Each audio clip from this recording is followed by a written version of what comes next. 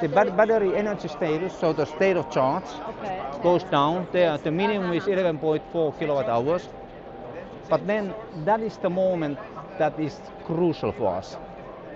If we run out of batteries, we need to go to hydrogen. And the hydrogen is the last resort.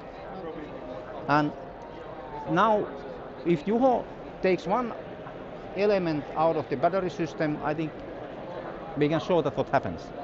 If you take one of the battery modules off. So let's do a new simulation, and we will remove only one battery module. Number of batteries. Yes, we will go to 17 instead of 18. Now we do a new simulation, and as you can see, we are now burning hydrogen. Because the battery capacity is smaller, about 6%. It means that now we go to minimum 8.7 kilowatt hours, and that is so low energy, also as a charging status in the battery, that we really need to now burn hydrogen. And that is on the limit then. Because if we run out of hydrogen, we can't do anything anymore. But it's not this simple, because there is 32 hours of hydrogen in the cylinder, but the hydrogen burn cell isn't enough powerful to power all the system. So we need to start to burn the hydrogen when we have about 25% of the battery left. So we've been now planning that how do we do it, and we are changing our AI software implementation so that it triggers that when we are forecasting that there will be low energy production period. So we are seeing that now we need to start to burn the hydrogen to save the energy in the batteries, and if we don't burn the hydrogen, we can't manage. But you can't use the hydrogen alone and let the batteries drain, because the hydrogen doesn't produce enough energy to power the whole system. It has only 325 watts that we can produce, but we are consuming 600 watts if the system is running and the heating is on, as it is in January, February. So we need to forecast that when do we actually need to start to burn the hydrogen, and we have come to this conclusion that when the state of charge of the batteries are at 25%, going down to 25%, we need to put the hydrogen on so that we can extend the life of the batteries by having the hydrogen on the same time. So it's a bit complicated. Sure it is. Yeah, but you see, the purpose of the simulation was exactly this.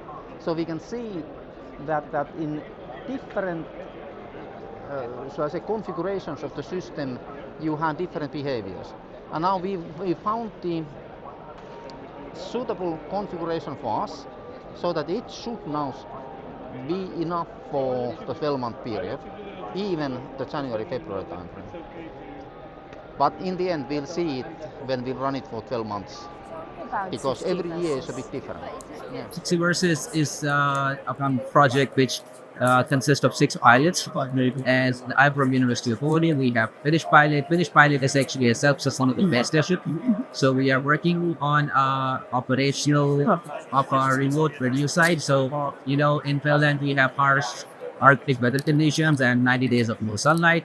So we focus on sustainability, and we work with the renewable energy sources. So at the remote radio site, we have like this kind of an energy simulations which run. So we try to figure out how much renewable energy that we can produce in the harsh Arctic weather conditions.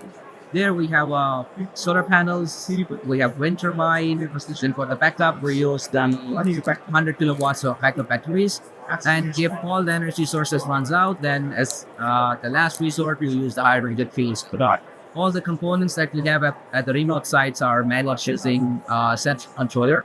So why 6G? Because we have a distributed network system, and it works in a way that we have 3 triplets. We have the network app, the AI app, and the vertical apps working together. So all the triplets work together to make the 6G, and in a way, the entire pilots are focusing on sustainability, socio-economic impacts, We have the KPIs and KVIs work together in a way that we are focusing I think on these uses of renewables, and it's mostly focused on how we can help communities which are located where the traditional grid can be quite challenging.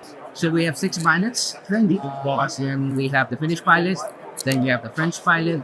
Then we have the Portuguese, the Spanish, the Netherlands, and the Greek. So this project started last year, and it's going to be continuing until the 27th December.